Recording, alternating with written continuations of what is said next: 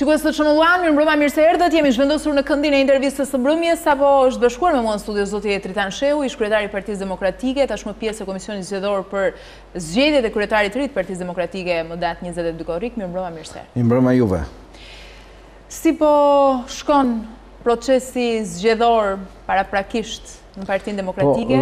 Tashmë që mbas mbledhjes kryesisë dhe krijimit të këtij komisioni, i cili realisht ka për detyrë të ndjeki teknikisht, të organizojë teknikisht procesin zgjedhor, unë them se gjërat po shkojnë normalisht, po përgatitet dokumentacioni i nevojshëm për procesin zgjedhor, që të sigurojë të vendosë rregullat e lojës, të sigurojë bazë materiale, të sigurojë mënyrën e veprimit transparent të këtij procesi zgjedhor.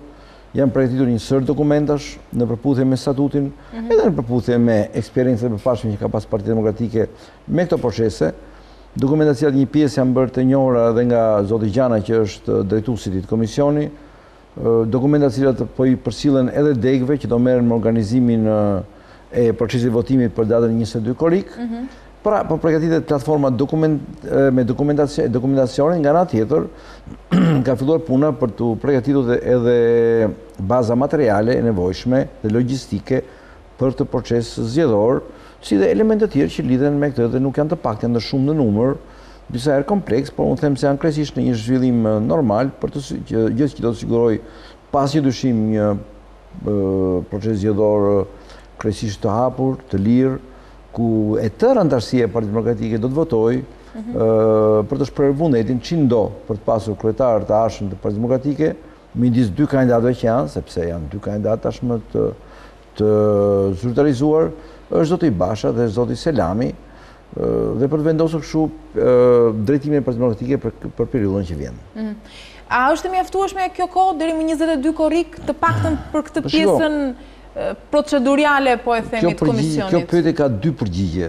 Së parja, afati kohor nuk varet nga ne, nuk varet nga kush, por varet nga rregullat statuore. Jo, ju si komision, a keni kohë mjaftueshme? Do të vi këtu, varet nga rregullat statuore dhe është një deadline i detyrueshëm për të gjithë, data 22, sepse pastaj ndalin jashtë elemente statuor.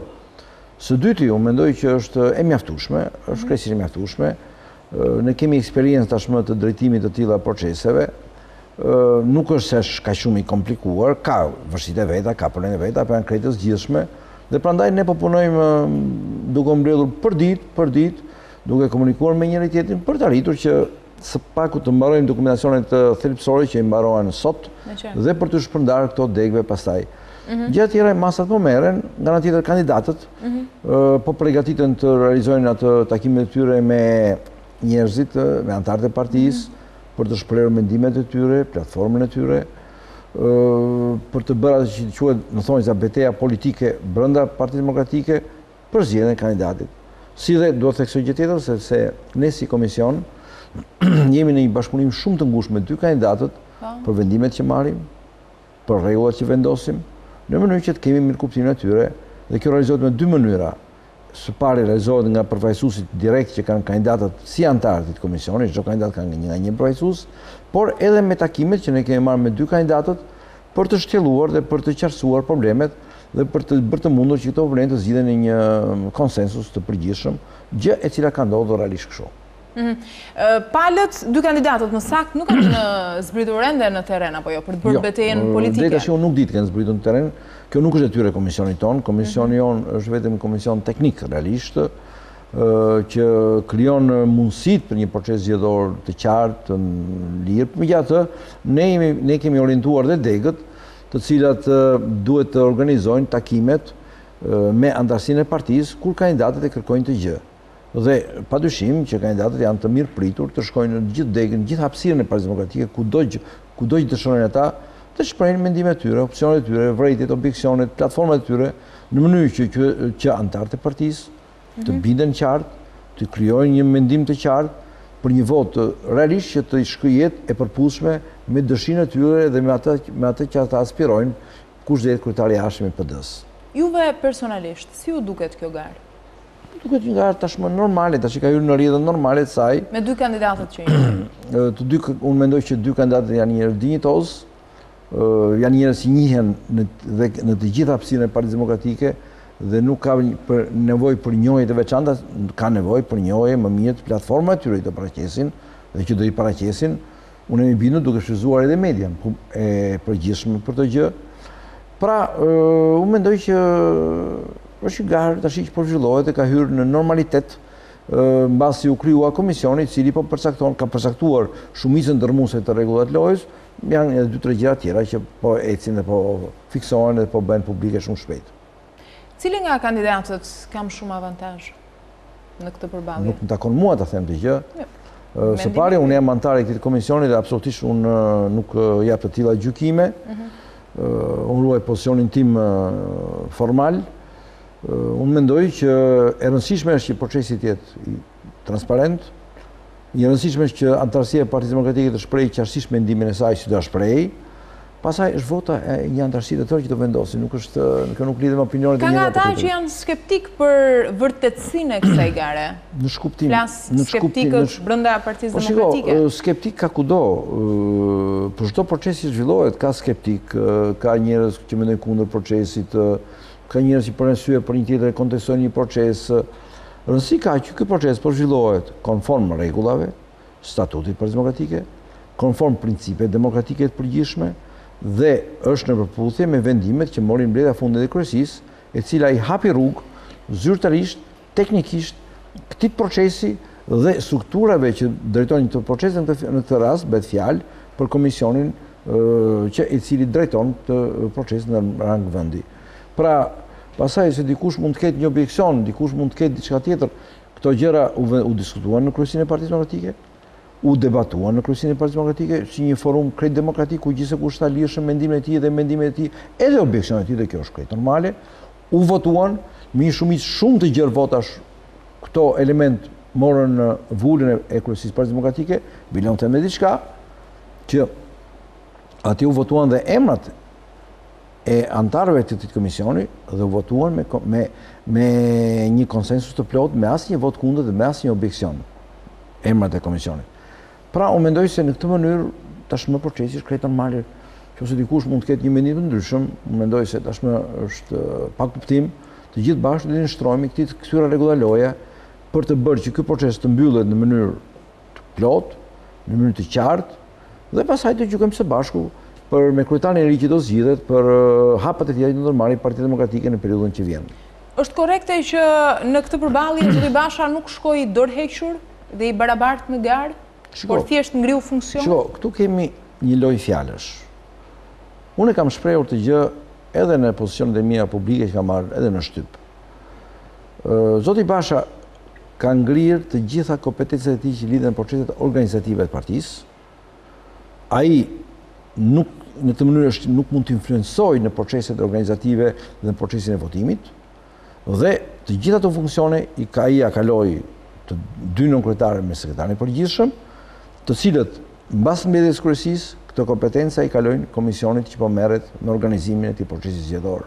Pra, realisht zoti Basha është krejtësisht i përjashtuar nga çdo interferencë të mundshme që mund të ketë në këtë proces zgjedhor. Pra, normalisht dhe realisht të dy kandidatët janë krejtësisht të barabartë në këtë garë që zhvillohet, dhe kjo ka rëndësi dhe kjo është thelbësore.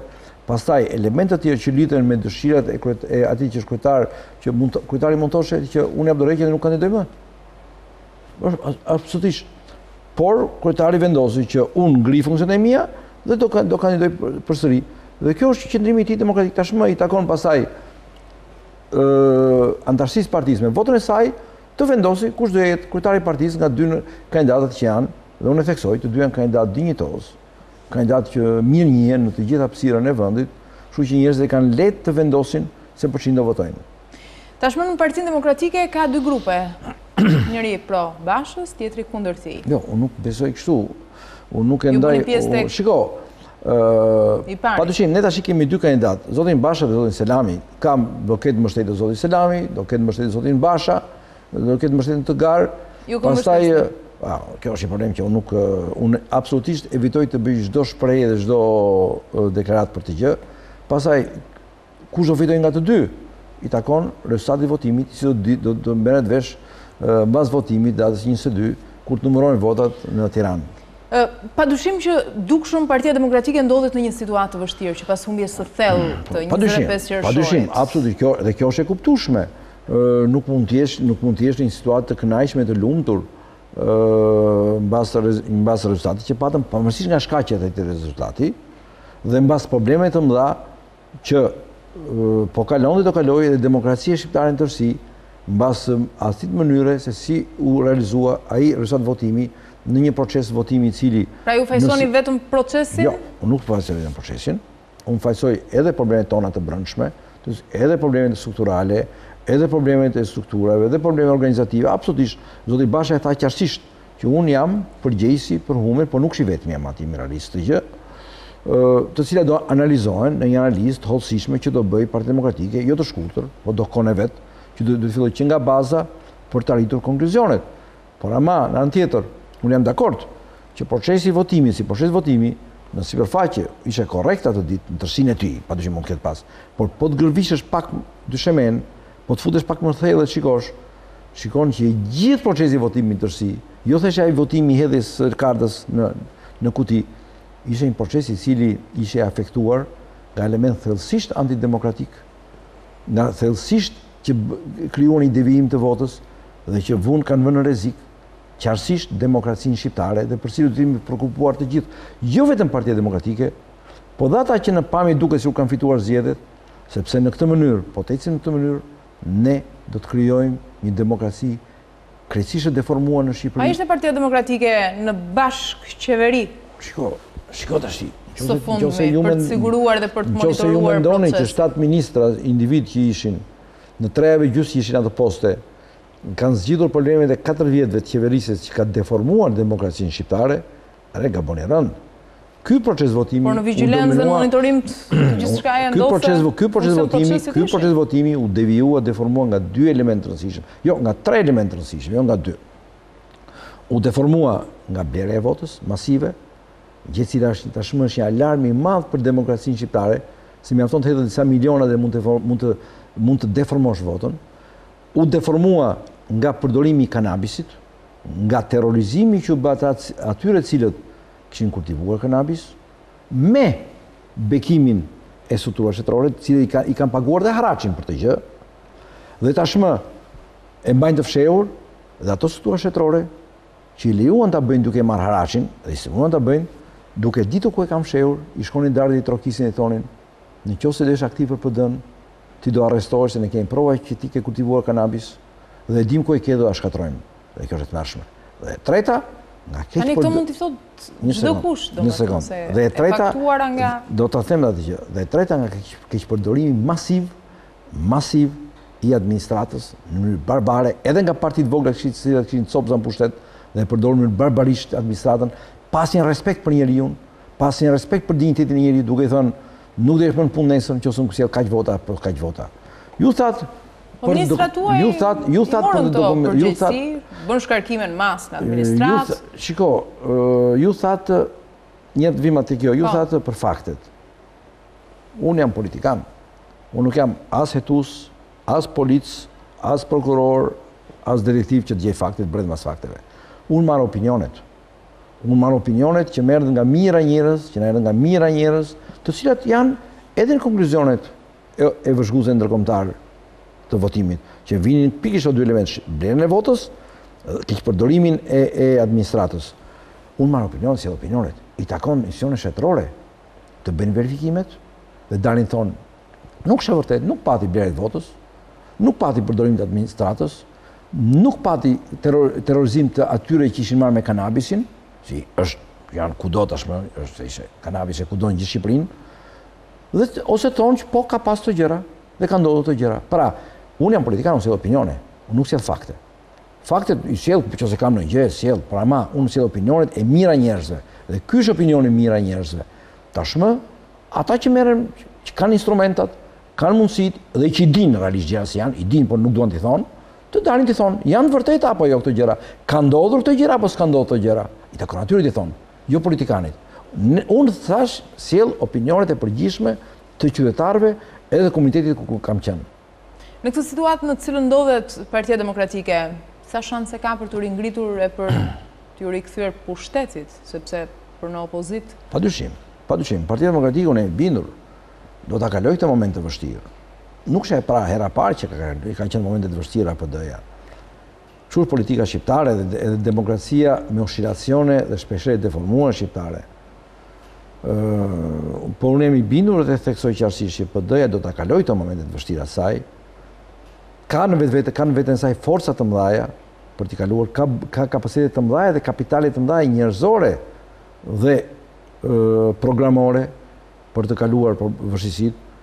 Ka aleat, miq kudo në familjen e popullore europiane, ka një mbështetje shumë të gjerë në elektoratin shqiptar, pavarësisht edhe nga rezultati i votës, edhe nga terrorizimi, po unë jam i bindur që ata që u terrorizuan, ata që u keq përdorën si administrat, ata cilët u shitën dinjitetin e tyre duke shitur votën, shumë shpejt do t'i kuptojnë çfarë të keqe i kanë bërë, jo vetëm vetes, por dhe vendit, dhe gjërat unë jam i bindur që do kenë një zhvillim tjetër në një hapësirë kohore jo të gjatë.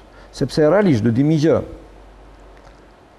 që pushteti i tepërt, kur merret me mënyrë jo demokratike si shumë ky, padyshim krijon shpeshherë disa reaksione të shpejta, kundërvendëse dhe cilat të pastaj të çojnë në ndryshime më shpejt se ç'e ke parashikuar. Që do thotë? Që do thotë të presim, duke bërë opozitën, të bëjmë një opozitë të fortë, racionale, determinuese, padyshim. Absolutisht, ne nuk e di kush është në opozitë tjetër, unë di këtë gjë që Partia Demokratike që e dini që është LSI, e dini sepse atë të kanë çdo forcë politike të marrë vendimet e saj.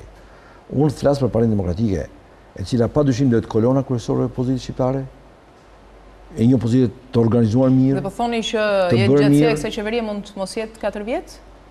Unë besoj të jetë shumë pak se 4 vjet. Do të një opozitë realisht e fortë, demokratike, programore, e qartë, në shërbim qytetarit, për të shërbyer qytetarit, për të ndihmuar qytetarit i cili është kelur me këmbë, është denigruar dhe që vazhdon të tillë. 74 mandate në këto zgjedhje. Nuk është. Shikoj, unë ta thashë qeverisur 4 vjet, kështu që unë ta thashë pak përpara. Pushteti i madh i akumuluar në mënyra jo demokratike bëhet shpeshherë varri e atyre që e kanë marrë me këto mënyra. Prandaj të presim. Të kemi parë dhe gjëra tjera, kemi parë pushtete më të mëdha që pastaj kanë mësuar rënë pikate në një kohë shumë të shkurtër. Falenderoj që të kisha. Faleminderit ju. Shikues, sot që nuk do të ndajemi këtu së bashku intervista e Mbrëmjes, rikthehet sërish nesër, natën e mirë.